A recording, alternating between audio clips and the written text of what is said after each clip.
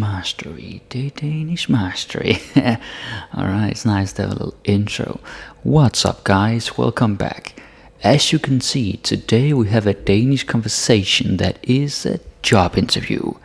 And of course in Danish this is called jobsamtale, a job conversation. So that is what we're doing today.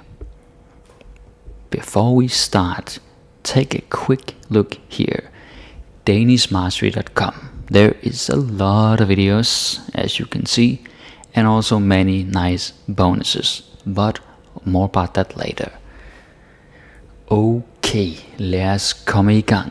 Let's get to it. So this is how a job interview might unfold.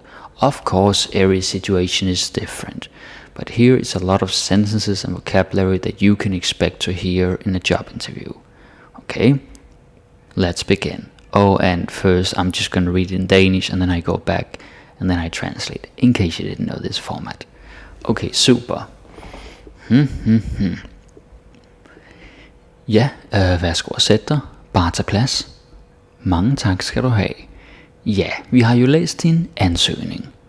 Okay, det ser rigtig fint ud. Du har meget erfaring. Ja, det har jeg helt bestemt.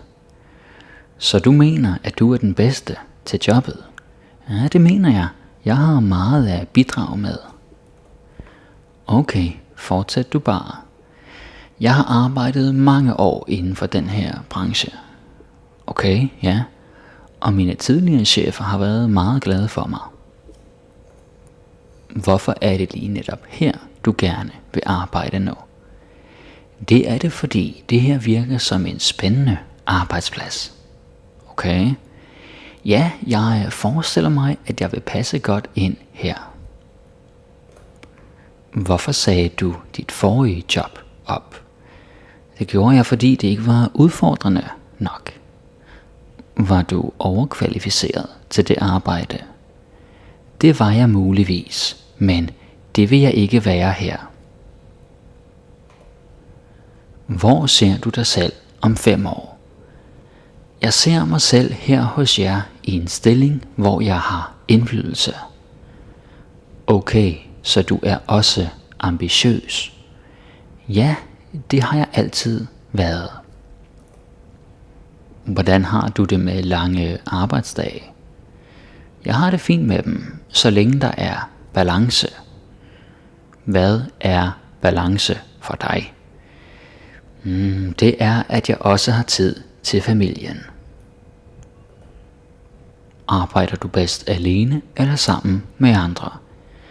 Jeg kan sagtens arbejde alene, men jeg er bedst sammen med andre. Okay. Hvad er din største styrke? Det er, at jeg er meget løsningsorienteret. Så hvis der dukker et problem op, så løser du det. Ja, min hjerne går i gang med at udtænke en løsning med det samme. Og hvis du nu skal være helt ærlig, hvad er din største svaghed så? Det er måske, at jeg nogle gange presser mig selv for meget. Synes du, at du er en god kollega? Ja, jeg synes, jeg bidrager til et godt arbejdsmiljø. Hvordan håndterer du det, når en kollega ikke gør det, de skal? Tja, jeg er ikke deres chef, så jeg vil ikke irettesætte dem. Hvad er du vant til at tjene om måneden? Det må nok være en 25-30.000. Regner du med at tjene det samme her? Måske ikke lige med det samme, men jeg vil gøre mit bedste for at fortjene det. Vil du selv mene, at du er en effektiv medarbejder? Det vil jeg. Jeg gør ikke noget halvt. Umiddelbart lyder det jo alt sammen meget godt. Ja, det er jeg glad for at høre. Ja, noget vi sætter meget pris på her hos os er pålidelige medarbejdere. Ja, det er sådan det skal være. Kvalitet er en høj prioritet her. Det går vi meget op i. Der kunne jeg ikke være mere enig. Ja, du skal have tak, fordi du vil komme. Tak fordi jeg måtte komme. Jeg glæder mig til at høre fra jer. du hører fra os. Ha' en god dag. Tak for det. I lige måde. Alright, so now I'm gonna go back. It's kind of long.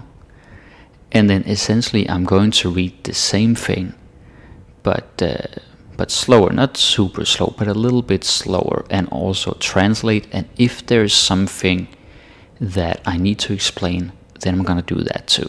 Okay? So that is it. Let's see.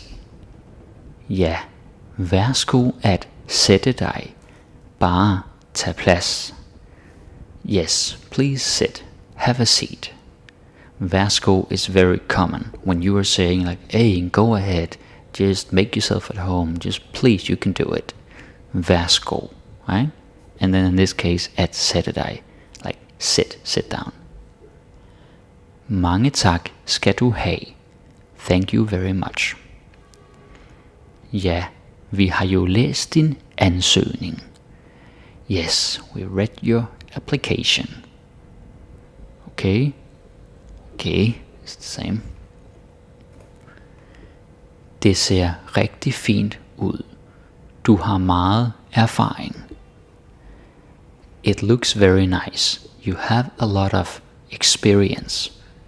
Okay, so a little note here is erfaring is experience that you have accumulated, right?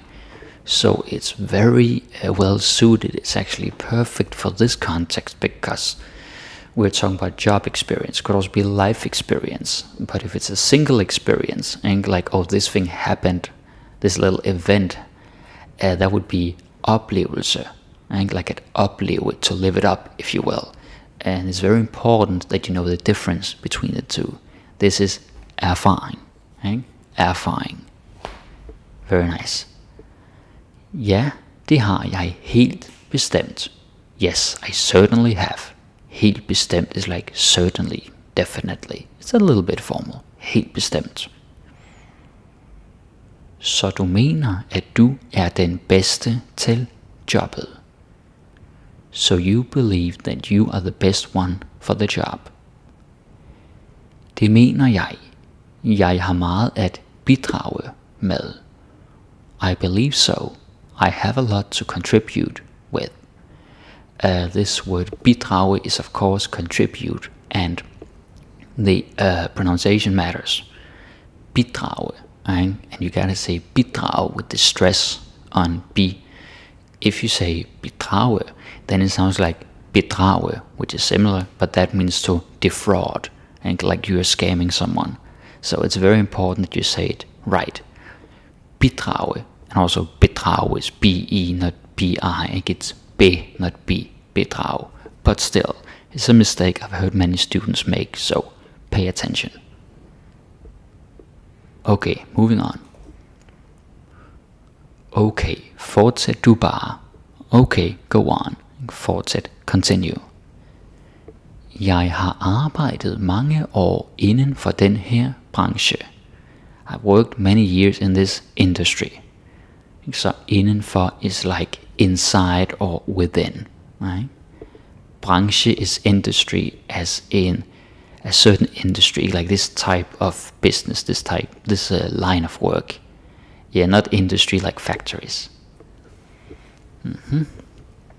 Okay, yeah. Okay, yes. Og mine tidligere chefer har været meget glade for mig.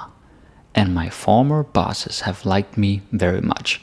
Now, when I was translating this, I felt a little bit weird because it could sound like something inappropriate or that they're just huge fans.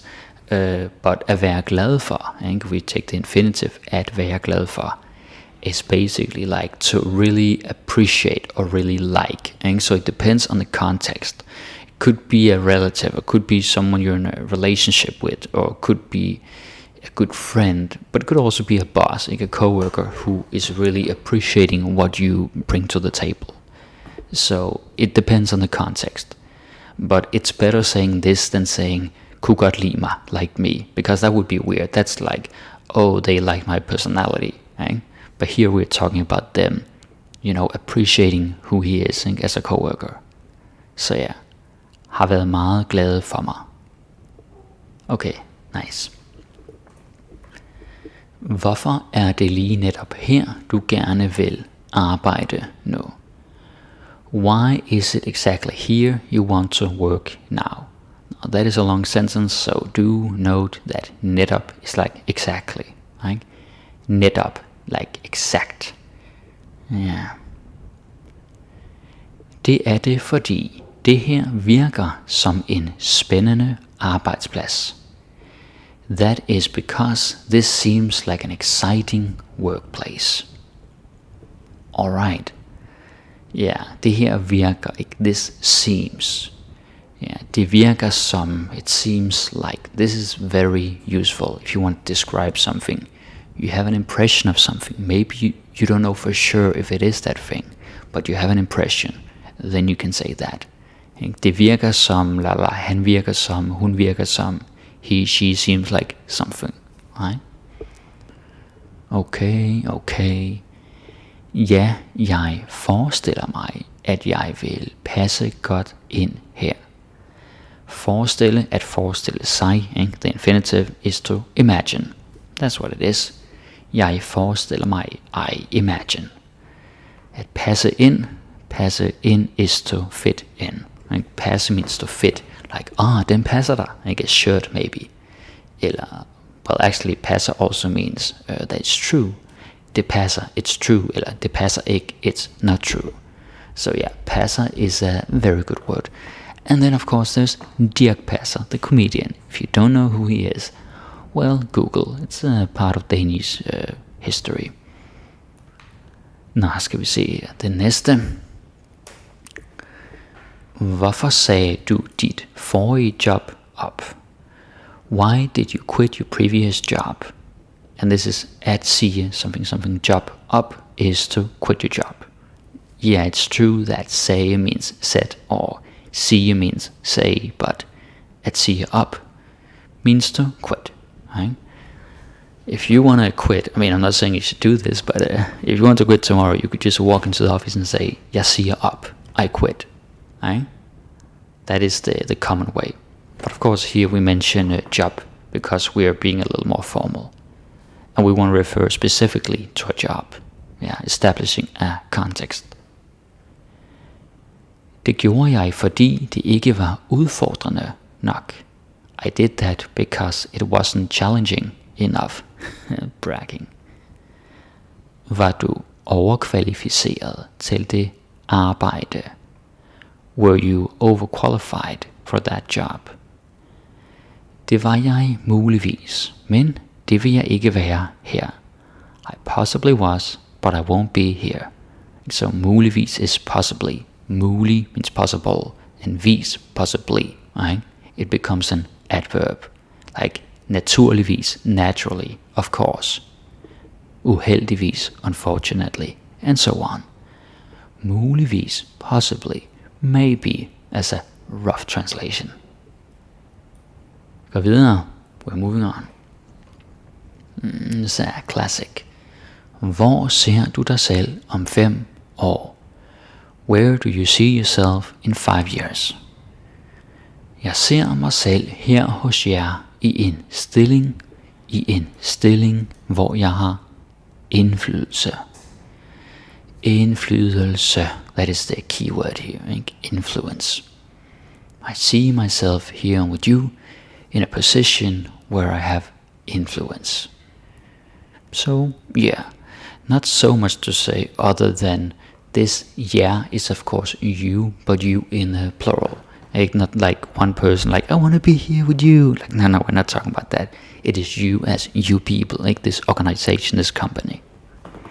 Her hos jer. Stilling is position. Yeah, position. Okay. Okay, så du er også ambitiøs. Okay, so you're ambitious too. Ja, det har jeg altid været. Yes, I've always been. Nice. Very straightforward. Hvordan har du det med lange arbejdsdage? How do you feel about long working days? Yeah, so there's something here I need to comment on. Hvordan har du det med lange arbejdsdage? Hvordan har du det is basically how do you feel, right? Some of you, if you were to say this in Danish, if you're translating from English to Danish, you might be tempted to say, hvad føler du? Like, what do you feel? But that would be unnatural, like if you're talking about the way you feel about something. Then you would generally say, hvordan har du det med? Right? Hvordan har du det med, in this case, lange arbejdsdage? Hvordan har du det med stærk mad, spicy food, alkohol? Hvordan har du det med kæledyr, pets, whatever it is, right? Hvordan har du det med something? Jeg har det fint med dem, så længe der er balance.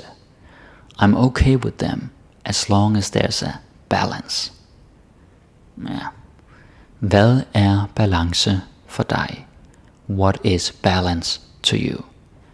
Yeah, so this is just a quick little note, because many learners, they make this mistake where they say, "Tell mig," and like, in my opinion, in my perspective, then they'll say that in Danish, because in English you say, "Oh, to me, this is what it is," but you gotta say for mig, or for dig. Jamen, for mig er det vigtigt at, to me it's important that, eller sådan er det for mig, that's how it is for me. I hear this mistake every single week. And it's okay to make mistakes, but now I'm sort of telling you in advance that it's for and not til in this case, because it's personal experience. Hvad er balance for dig? Nice. Det er, at jeg også har tid til familien. That is having time for my family as well. Right? It is that I also have time. At jeg også har tid. Nice. Moving on. Arbejder du bedst alene eller sammen med andre? Do you work best alone or with others? Yeah, there's not so much to say, it's kind of easy. Jeg kan sagtens arbejde alene, men jeg er bedst sammen med andre. I can work alone, but I'm at my best with others. So this sagtens, it's very common, and I didn't put the translation in here because it roughly translates to easily, but not easily like, oh yeah, super duper easy, like didn't take any effort. More like without a problem, right? Like surely, like no worries, I can do that. Sagtens. Sometimes people will actually respond this way. They'll be like, sagtens. They're not even going to say a full sentence. You know, that's real life, not textbook, but real life. Sagtens. So yeah, that's what it is, right? If you hear someone saying that, that's what it means. Okay, hvad er din største styrke? Okay, what is your biggest strength? Yeah, styrke is strength, right? Both as a single strength, like talent, strong side, but also as like measuring strength, right? When you're lifting weights or something like that. Yeah, lydstyrke is volume, although nowadays in Denmark we tend to say volume or volume. But the original Danish word for the sound volume is lydstyrke. It's just a little bonus info. Det er, at jeg er meget løsningsorienteret. It is that I'm very solution oriented. Okay, so this is a pretty long word, løsningsorienteret.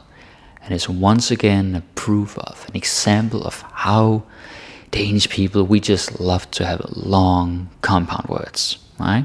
And maybe it's annoying, maybe you love it, but it is what it is.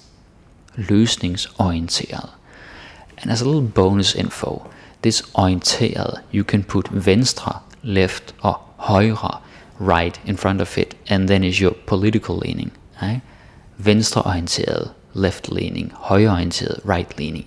That's generally how you say it in Danish, instead of having a noun like lefty or right winger. It's a different approach than you do in English. Meget løsningsorienteret. Nice. Okay, så har vi den her. Så hvis der dukker et problem op, så løser du det. So if a problem appears, then you'll solve it. This is good stuff. Dukke up. Like, focus on this. Dukke up. Now, dukker, it can mean different things. Dukker, because this is, the present tense, could also be dolls, D-O-L-L-S. En dukke, a doll, could also be basically to show up or to appear. Appear being more accurate translation. Dukkede noget op. Problemet dukkede op. It sort of presented itself. Så løser du det. Then you'll solve it. Yeah. Before we had løsning, that is solution, is to solve. Right? This is løser, because it's the present tense. Okay. Ja, min hjerne går i udtænke en løsning med det. Starts devising a solution right away. Okay, this is kind of long, so let's take a look. Går i gang med is basically like starts doing, gets down to it, or initiates. Right? I kind of said it at the beginning of this video. I said, lad os gå i gang. Let's get started. Let's do this. Gå i gang. Yeah, it's the present tense. Min hjerne går i gang. My brain starts doing something. Udtænke, that is devising, like thinking out.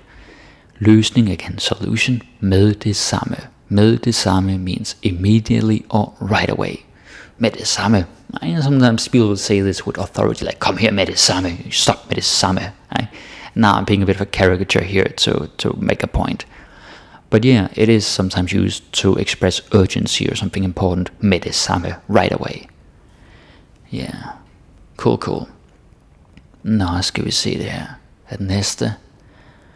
Og hvis du nu skal være ærlig, hvad er din største svaghed så? And if you have to be totally honest, then what is your biggest weakness? And if I'm gonna be honest, like if I, Thomas, have to be honest, I would probably put helt in here. It's a little more natural. Hvis du nu skal være helt ærlig, totally honest. So ærlig is honest. Right? This is very useful because people say it also as a statement. Hvis jeg skal være helt ærlig, if I have to be completely honest, altså helt ærlig. Right? And then is a question here. Hvad er din største svaghed? And this so is like then. I realize that is unnatural in English, and that is why I have it marked like this. Right? But in Danish is quite normal. Hvad er din største svaghed så? Nice. Det er måske, at jeg nogle gange presser mig selv for meget. It is that maybe I sometimes push myself too much. It's a long sentence, but it's kind of easy if you just look at it word by word. Nogle gange sometimes presser mig selv, push myself. Right? Presse is push. Yeah, I was talking to a student about this the other day. In Danish we have two words for pushing at least. Actually, we have three actually. But like two main verbs. This is just one of them. The other one is skubbe. S-K-U-B-B-E. Skubbe. Anyway, I'll talk more about that some other time. Vi går videre. We're moving on. Okay, what is this? Synes du, at du er en god kollega? Do you think that you're a good colleague? Yeah, pretty straightforward. Ja, jeg synes, jeg bidrager til et godt arbejdsmiljø. Yes, I think I contribute to a good work environment. And there it is again. Bidrager, right? Like I said before, contribute. Jeg bidrager til et godt arbejdsmiljø. Very nice. Okay. Hvordan håndterer du det, når en kollega ikke gør det, de skal? How do you handle it when a colleague doesn't do what they're supposed to? So, håndtere. Håndtere means handle. Right? Hånd is also hand, so it's kind of easy to guess. Håndtere, handle. Når en kollega ikke gør det, de skal. Skal is of course shall, have to, must, or supposed to. Det de skal, what they're supposed to do, what they have to do. Tja, jeg er ikke deres chef, så jeg vil ikke irettesætte dem. Well, I am not their boss, so I won't reprimand them. So this tja, I could have put a few more A's because it's sort of a filler word like like no. Tja is the well when you're thinking like cha, cho, cha. Some people say cho, cha. But you gotta say it slowly or like drawn out. If you say cha, it sounds like you're trying to speak Russian or something. I mean, I don't know, but that's what it sounds like to me. So yeah, you gotta say it right. Cha. Nah. Jeg er ikke deres chef, så jeg vil ikke irettesætte dem. Yeah, irettesætte is basically reprimand, but you could also say sort of correct, like put them in their place, not in a dominant way necessarily, but sort of, yo, this is what you gotta do, this is the right thing, because rette is like right, so sætte, like put them in the right place, tell them what to do. Okay, very nice. Næste. Okay. Hvad er du vant til at tjene om måneden? What are you used to earning per month? So vant til is used to, what you're accustomed to, what is normal for you. Jeg er vant til at I'm used to something. Om det er vant til, I'm used to that. And it's important that you don't put a D. I don't know if anybody would make this mistake, but I have a feeling they would, because some Danish people do. It's kind of cringe, but yeah, I think so. Vent, no T, no D, just T. Hvad er du vant til? What are you used to? Tjene is of course earn, but it also means to serve. It's actually more than one meaning. Ja, det må vel nok være en 25-30.000. There must be something like 25-30,000. Right? Now we're speaking kroner here, but whatever currency you want to imagine, I don't really care. It doesn't matter for learning purposes. This vel is like I guess or I suppose. Right? Vel. Det må vel være, I suppose it's something like, so like he's not super sure because he just can't remember, but he's like guessing a rough estimate. Det må vel være, det må vel nok være, right? Something like that. And the way I wrote this conversation was to sort of emulate how you talk in real life. Because if you're reading a textbook, or if you're watching, well, let's be honest, a lot of videos, not mine, but a lot of other videos, they will try to teach you Danish that is very textbook, very like super polite or overly formal, or like very information dense. And that's okay, but the problem is it doesn't really give an accurate image of how we talk in real life. This det må vel nok være is pretty much how we talk in real life. So yeah, it's important to pay attention to that. Regner du med at tjene det samme her? Do you expect to make the same amount here? Now I didn't put amount in Danish. I think that would be beløb. B-E-L-Ø / B. B-E-L-Ø-B. But we get the point. We know we're talking about money, so you don't have to say that. Regner du med is basically, are you expecting? Yes, regne also means rain, and it also means to calculate. Den regner jeg lige ud, ikke? I'll calculate that, I'll figure it out. So yeah, regne can mean like 3 or 4 different things. Well, that's cool, because then when you get better, you have wordplays, and you can have fun, you can play around with the language. Good stuff. Regner du med at tjene det samme her? Alright. Måske ikke med det samme, men jeg vil gøre mit bedste for at fortjene det. Maybe not right away, but I will do my best to earn or deserve it. So again, med det samme, right away, immediately. The other interesting part, at fortjene. Fortjene is to earn or deserve. The reason I wrote deserve is so that you don't confuse fortjene with tjene. So tjene is like earning money, making money, or to serve someone. And like in tjener, waiter or waitress is the same. Stuff like that. Tjene is the favor. You get the point. But fortjene is to deserve. And like you build up enough karma. I mean, you know what deserve means, so I'm explaining that. So yeah, there's a difference between fortjene and tjene. Alright, very nice. Moving on. Vil du selv mene, at du er en effektiv medarbejder? Do you yourself think that you are an effective employee? Right? Vil du selv mene is sort of like, what is your own assessment? What is your opinion? Effektiv medarbejder.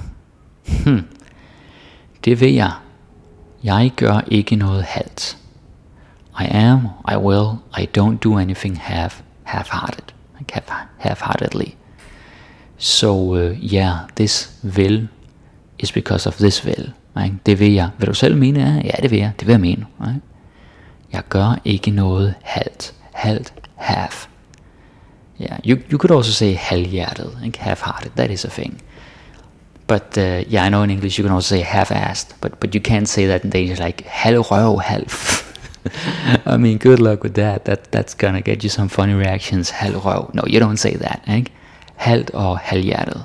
Those are your options. Alright, cool. Umiddelbart lyder det jo alt sammen meget godt. Well, it all sounds very good. Now, the interesting word here, I think, to a lot of you is umiddelbart.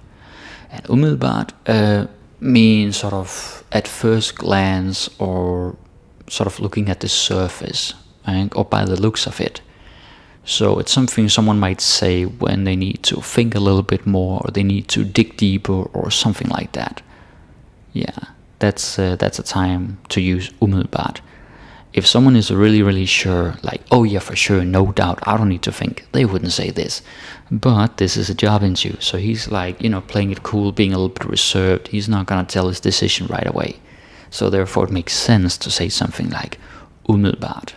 Altså umiddelbart, yeah. Right? Good stuff indeed. And then, det er jeg glad for at høre. I am happy to hear that. Pretty straightforward. Nothing to say there, really. Ja, noget vi sætter meget pris på her hos os er pålidelige medarbejdere. Oh, that's a long one. Yes, something we really appreciate here are reliable employees. At sætte pris på. Now, I have used this word a lot, probably more than the average Dane, but we all have our preferences. At sætte pris på is to appreciate, right? Which is funny because it's kind of like if you do a direct translation, it's to put a price on, but you can't put a price on something you really appreciate. But anyway, at sætte pris på, to appreciate. At pålidelige, pålidelig is reliable, right? Pålidelige medarbejdere, employees. Ja, det er sådan, det skal være. Yes, that's how it's supposed to be. This one you're gonna hear in many different contexts. Like now here he's probably, trying to agree with this potential future boss. So he's like, yeah, of course, I agree. That's how it's supposed to be. But it could also be a different context. It could also be someone like, det er sådan, det skal være. That's how it's supposed to be. That's what I'm talking about. Right? Kind of like that. So yeah, it could be in many, many different contexts. Sådan. I think all of you, most of you, you already know sådan. Sådan is like, that's it. That's right, that's the way. And so on. Alright, cool. Kvalitet er en høj prioritet her. Det går vi meget op i. Quality is a high priority here. We care a lot about that. So kvalitet is of course quality. Easy peasy. Høj prioritet, high priority. One word. Right? And it's important that you put the stress on høj. Don't say like høj prioritet, right? Like that would be weird. And some people do that because they're like insecure how to pronounce it, so the tone goes up. But don't do that if you can avoid it. Høj prioritet. That's how it is. Det går vi meget op i. at gå op i, I've talked about this before, but I'm okay to do that again.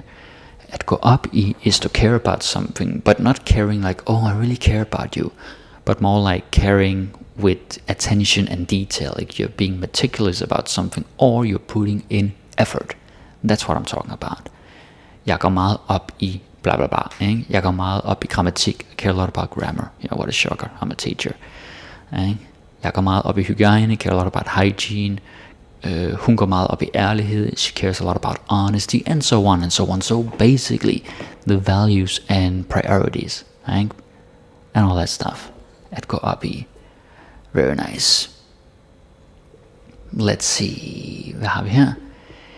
Der kunne jeg ikke være mere enig. I couldn't agree more there. And because there. Yeah. Der kunne jeg ikke være mere enig. Super, nice. Okay, the last one here. Du skal have tak for, du ville komme. Thank you for coming. This is kind of formal. Right? Du skal have tak for, du ville komme, og tak fordi. It kind of slipped out there, but that's because you can say both. Tak for, tak fordi. They both work. Yeah, you wouldn't say this to a good friend. I mean, you can as a joke, but it's not natural. Like, du skal have tak fordi, du ville komme. This is a job interview. So that's why we're saying it this way. Tak fordi jeg måtte komme. Jeg glæder mig til at høre fra jer. Thank you for letting me come. I'm looking forward to hearing from you. So yeah, måtte is I could. And thank you. You cannot do direct translations or English. That would be weird. But essentially, thank you for allowing me to come. Right? Jeg glæder mig til. I'm looking forward to. At høre fra jer, from you. Again, yeah, meaning you in the plural. You guys. It's annoying you don't have that in English. I mean, like yous, y'all, you guys, but it doesn't sound as good. Yeah, Danish is just awesome like that. Alright. Du hører fra os. Ha' en god dag. You'll hear from us. Have a good day. And yeah, nothing to say there really. Tak for det. I lige måde. Thank you, you too, or likewise, if I want to do a very accurate and 100% translation. Yeah, tak for det, i lige måde. Right? So that was pretty cool. But you know what, guys, I think this time I'm actually going to read the whole thing once more, and fairly fast, let's see. And then, let's see how much you can get. Let's get in character. Alright, Mr. Job Interview. Here we are. Ja, værsgo at sætte dig. Bare til plads. Mange tak skal du have. Ja, vi har jo læst din ansøgning. Okay? Det ser rigtig fint ud. Du har meget erfaring. Ja, det er helt bestemt. Så du mener, at du er den bedste til jobbet? Ja, det mener jeg. Jeg har meget at bidrage med. Okay, fortsæt du bare. Jeg har arbejdet mange år inden for den her branche. Okay, ja. Min tidligere chefer har været meget glade for mig. Hvorfor er det lige netop her, du gerne vil arbejde nu? Jamen det er det, fordi det her virker som en spændende arbejdsplads. Okay? Ja, jeg forestiller mig, at jeg vil passe godt ind her. Hvorfor sagde du dit forrige job op? Det gjorde jeg, fordi det ikke var udfordrende nok. Var du overkvalificeret til det arbejde? Det var jeg muligvis, men det vil ikke være her. Hvor ser du dig selv om 5 år? Jeg ser mig selv her hos jer, i en stilling, hvor jeg har indflydelse. Okay, så er du også ambitiøs? Ja, det har jeg altid været.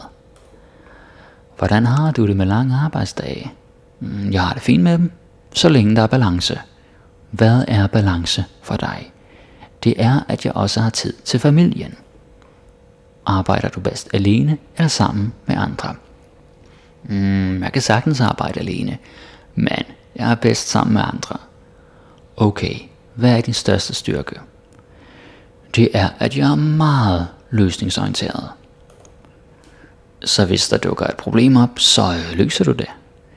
Ja, min hjerne går i gang med at udtænke en løsning med det samme. Og hvis du nu skal være ærlig, hvad er din største svaghed så? Det er måske, at jeg nogle gange presser mig selv for meget. Synes du, at du er en god kollega?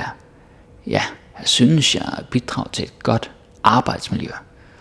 Hvordan håndterer du det, når en kollega ikke gør det, de skal?